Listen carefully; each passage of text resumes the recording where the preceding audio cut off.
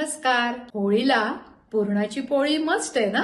3 वाट्या हरभऱ्याची डाळ धुवून घेतलेली आहे. ही अर्धा तास ठेवणार आहोत आणि मग शिजायला लावणार आहोत. डाळीच्या दुप्पट म्हणजे 6 वाट्या पाणी घालायचे. थोडंसं तेल, थोडीशी हळद,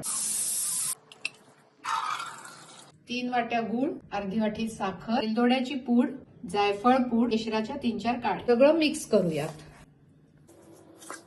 पुरण शिजायला ठेवूयात. वेलदोडा, जायफळ, केशर उलटनं असं उभं राहायला पाहिजे म्हणजे आपलं पुरण तयार आहे.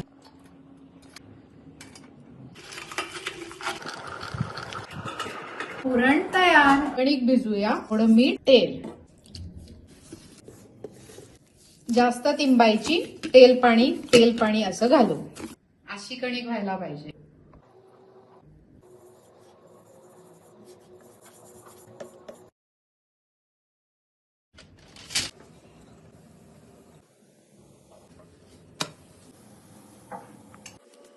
पुरणपोळी तयार.